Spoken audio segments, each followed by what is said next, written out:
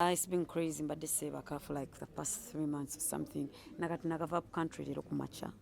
Netukira mweno press conference, but I'm not complaining. I love my job, but it's been crazy. Ekibadde kyangu, but mbadde bwenjagala because nyina show gyenjagala oteekawo. Nyina show gyenjagala okola gyesikolangako. And it's a 2-night show, so mbadde nyina really to make sure everything is perfect. You've proved a point in hard work beats talent. Attribution ya success yo eri best kuchi benchmark yayo. Katonda ne hard work.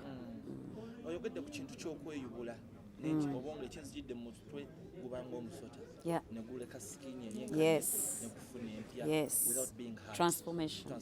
Yeah. Sheebah omupya agenda faanana atya after this concert? Already omulaba. Kimanyi naawe omulaba. Si wakujjanga concert ewedde. Abaddewo naye mmwe mubadde temumanyi for some time. Kati njagala mujje mulabe nga 9 nga 10 Sheebah omupya. Si mupya nti nkyuse buli kimu. Naye neeyubudde ng'omuntu yenna Mukama balina okuyamba n'akuwa the gift of growing. Kubanga waliwo abatakula. Kati n'okukula nakyo it's a gift. Kyolina okwebaliza Mukama n'okula n'ogamba ekino kati kandekerawo kikola kati ate nyina okukola ekintwala mu maaso okusingako wendi. So I'm in my transformation. I'm transforming into another person, but a better version of who I am or I was. Wali ojja kusin bangi baali bagamba tosobola era bangi bakwogera ebigambo bingi nnyo ng'omukulu kiwa kusayininga abagamba that couldn't be the perfect replacement for good life nga yakavaawo but still era bali mu kwogera ebintu bingi nnyo nti Sheebah waffe 2 days azisobola maybe nga ali CD maybe nga ebifo byanjawulo but having 2 days concert mu same venue ate nga eri platinum. What do you think about it? It was my idea. So abantu aboogera nze si kipya gyendi. I've always been doubted. I've always been underestimated. Nze nyoomeddwa okuva enatandika. So si kintu kikulu nnyo kye ndowoozaako nnyo kubanga era ne banyooma era wano ntuusewo wendi. Regardless of what they said, I'm here. So it's more about believing in myself than them believing in me. Then after I believe in myself, they will believe in me as well, because towuliranga konti if you can't beat them, join them. So they won't be able to beat me, they'll join me at a certain point. Nekirala nga wina yenna bw'oba ebigambo by'owuliriza then tosobola winninga kubanga buli omu wakugamba nti tosobola, nze buli omu yangamba sisobola. Bwe mba nali ntandika okuzina buli omu yangamba sisobola, bwe natandika okuyimba buli omu yangamba sisobola. Of course ne ku Serena bagenda kugamba sisobola, but well tujje ku Serena nnaku 2 tulabe ekigenda okubeerawo then after twogerere ekiddako. Kino kindowooza okuba nti nno dasingaddako kindowooza okuba nti nno you are trying to cement and concrete yourself to be the best female artist for the last to decade. Be the best artist. I don't know why you always sexualize the female. I'm an artist. Yes. I might be female. But nteeka mu kintu kyange time n'okukola kungi nnyo n'okusinga abasajja bangi nnyo bemmanyi. So I'm working so hard to be a better artist, not just a woman, a female musician. No. Abakyala bakola okusinga abaami abamu. So tujjawo ekyo the best female artist. No, I'm working to be the best artist that I've ever been, me personally. And I'm not working hard to beat anybody. I'm working hard to beat me at my own game. I want to be the best version of myself each and every year. Okumeza ku kibuuzo kya previously nga tanabuuza kino kyazzeeko. Abantu bali bagamba mbu okukolera mu kifo kyekimu ng'okola ekintu kyekimu will the energy be the same? Because nga balowooza nti kiringa okwambala olugoye lumu n'oluddamu enkeera. You don't feel the same stylish like the energy. Tekigenda kuba kye naye kati nze nkola shows 7 olunaku. No, I mean same place. Same venue? I know.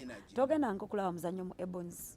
Noddayo regulo mu bakayimbiro oba mu Ebonzo baki n'ogendayo ku makya ffe twakolanga ebintu mu sessions ng'abantu bajja emisana ne balaba omuzannyo ne bajja olweggulo ku National Theatre ne baguddamu lwaki gunyuma ng'ate balaba ekintu kyekimu. Same thing with abantu b'ebweru. Ogenda ku Las Vegas n'olaba omuyimbi leero n'omulaba enkya n'omulaba omwezi mulamba weekends zonna nga waali naye nga kikyakulaga kikunyumira. So kyengenda okufuba okukola is kyogenda ate nze kigenda okwawukana mu kyolaba ku Lwokutaano ate si kyekigenda kyekimu okubeera ku lwomukaaga waliwo ebigenda okukola ki waliwo ebigenda okyukamu n'abayimbi abayinza okujja ku lwokutaano ate tebagenda kujja ku lwomukaaga so bintu bingi nnyo ebigenda okyukamu kyo tegenda kuba yeemu naye ate egenda kuba yeemu same energy same love same power but different and classic. Olunaku olwaleero World AIDS Day ate mu business mwowangaalira asenyu oluusi agatafugika egavaako okusaasaanyibwa kakawuka nga gwe omukyala alina eddoboozi abantu bangi bakuwuliriza what do you think nga tuli mu kaweefube by 2030 okulaba nga akawuka kano tukalinye ku nfeete which effort should be done by public figures like you and people of a higher position in this country? Yeah, first of all tulina naffe ffennyini okweyamba ne twekuumako kye tusobodde siyinza kugamba mbu buli amulina teyeekuuma kyo si kye ŋŋamba naye naawe ogezaako n'otabeera na multiple partners ate nga webaka nabo live have protected sex because nakyo kikuyambako nga mukama waakukuuma naawe ate oba olina okuyamba neweekola ki neweekuuma so ekyo kijja kuyamba okukendeezako ku rate y'akawuka then nekirala abakalina already tetuba traumatizing mu society tetubaboola tetubaawula muffe nabo bantu tetubasosola so ekyo nakyo kikulu nnyo because tomanya wa gye yamufuna yinza okuba yazaalibwa naye ye n'engeri y'okumufunamu sinakyo ekikulu newaaba yamufuna oyinza okuba nga gwosooseeko yamukuwadde no ng'obadde virgin nabyo tubiwulidde naye gwosooseeko namukola ki so byamukama so tetubasosola nnyo tubaleke tulire ku sowaani emu kubanga obulwadde tebukwatira ku sowaani ndaba abantu abamu ng'asanga omuntu omulwadde nga tagaana kunywera ku glassi yakola ki tetukikola ekyo kubanga obulwadde tebukwata bwe butyo kati ate womusosola ennyo kiba kigenda mufuula munakuwavu oluusi ave ku nsi mangu nga tannakola ki tannatuuka ya so ekisookera ddala twekuume abatabulina okulaba nga tetubufuna tukole kye tulina okukola naye ate tetusosola babulina ate kubamalako mirembe bejjusa obulamu nga tebunatuuka na kuvaawo oba kikendeeza obulamu bwabwe nga tebunaba kutuuka. Twogere ku public relations yonna abantu ab'enjawulo from the media ne kuba fellow artists ng'ababo there is a bukyanga oyawukana n'omukulu public relations ye yakyukira ddala ebimu weetuukira ebirala communication eri mu proper direction and I want to thank you for that. Naye tutunuulire support abayimbi bano gye bakuwadde full support. Kiva ku kikino? I've always supported as well. If you know me, I've always supported. So I think bali mukumpas bali mukuzza kyempa because nange I always supported ekyo tewali ayinza yimira n'agamba Nze supporting Namuyimbi okujjako nga tetwemanyi nnyo kiri awo obanga kubanga era tuyinza okubeera mu business abantu 10 mwena temuyinza kwemanya naye nga abantu ben supporting I do support I do songs with upcoming artists so me I think ekiri mu kukyuka kati nze personally kyendi intentionally okukikolako enkolagana n'abayimbi bannaffe ffe ngaffe okwemanya so si manager kubira manager wabula omuyimbi okwemanya ne muyimbi munne kubanga watekebwawo embeera nnyingi omuyimbi oluusi nga tamanyi nakumanya owa mawulire ne mugiteekawo oluusi manager n'agiteekawo oluusi owa radio oba tv n'akiteekawo naye nga ate ye omuyimbi ku muyimbi tebeeyinaako ki so kati nze kyengezaako okukolesaawo eno ndi mu kunoonya muyimbi ku muyimbi n'abo abaali tebamanyi nnyo nefunamu time tutuulemu oba nkukyaze wange oba ne twesanga oba wenkusanga ku bivulu nefe okulabanga wenkulabanga oli muntu ali open minded okummanya because nakyo namala netegeera nti abantu abasinga tebammanyi that's why guno omwaka ngezaako nnyo nga wembagambye ndi mu kweyebula ku transforming into this person is always gwemmanyi ne kati ndi comfortable namwe mukole ki mumumanye sikyayagala kubeera misunderstood I want to be understood so njagala liso omuntu wagamba nti saagala Sheebah agambe nti saagala Sheebah ku lulwe ng'omuyimbi of course sigenda tuukirira buli omu naye ndi mukwogera kuba enkolagana nabo betuyita colleagues nti oli wa mawulire you my colleague naye ompe ekitiibwa nange ngenda kikuwa kyekyo kyengezaako okugamba so ngezaako building nkolagana kati n'abantu abawa brand yange ekitiibwa nange nsobola okuweeyaabwe ekitiibwa scratch my back I scratch your back. Okay, that brings me to a point ekisemberayo ddala ekifaananyi kye twakwata ng'oli wali wansi ku red carpet ng'osinkanye Pinky kyayogeza abantu bangi obwamaama ne twebuuza nti ekituufu kibadde ki what do you think about Pinky n'ebibadde bimutambuzibwako okuba nti no she could be a perfect replacement of yours in TNS, and we twakulaba it was hugs and kisses. Like I said, man, Nze Siliwano eno kulemesa muntu yenna, sijoiningangako industry kulemesa muntu yenna. Like I said, I support everybody. Pinky, I think Pinky was caught in the middle of fire. Amukwatira mu kyoto. Manyi nga amasasi nga gavugayo gatyo omuntu ne bamukwatira wakati awo. I think bambi simulaba mu buzibu, nze gwe gwali gusoose okumulaba. Ate nandaga nti faani ne mwelcominga kubanga nze sirina buzibu na muntu yenna okujjako nga gwolina obuzibu.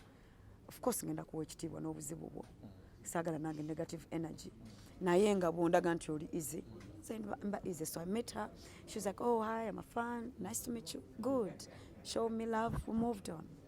If she wants anything, I'm here. If anybody wants anything, I'm here. As long as you respect me, I will respect you. As long as you respect my brand, I will respect yours.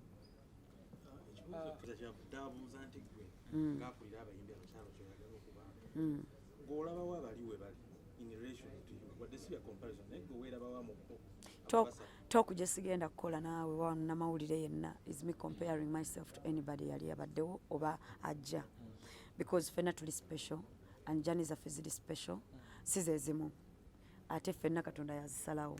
So journey y'omwami Chameleone ya mwami Chameleone, journey ya Mr. Bebe Cool ya Bebe Cool, journey ya mwami Bobby Wine ye, journey ya Sheebah Kalungi yange, nebyo ngenda okukola byange, ne empire gye ngenda okukola yange. Tegenda kufaanaganako ya muntu yenna, and I wouldn't want it to. I want it to be mine so that it's unique and it's powerful in its own way. Yeah, so for me playing comparison, ani asinga ani akola chi, no, I respect what they did, but I just want to create my own empire. Yeah.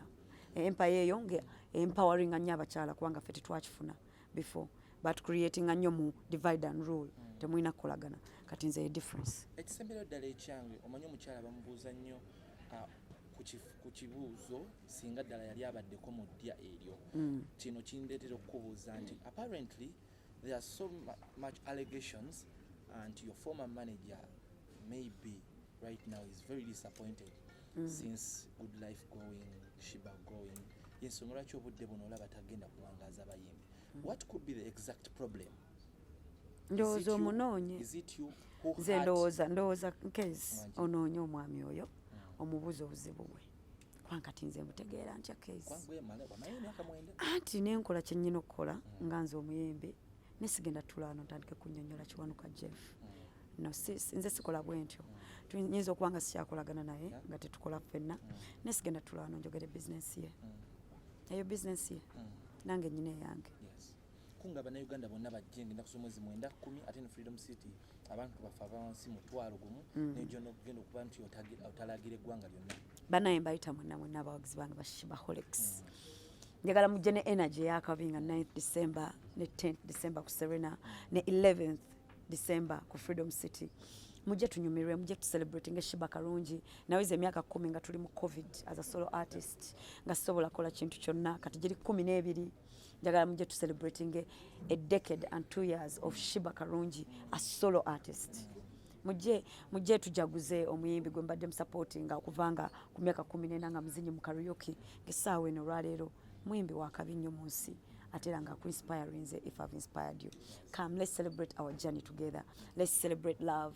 Let's celebrate growth. Let's celebrate life. And let's celebrate success.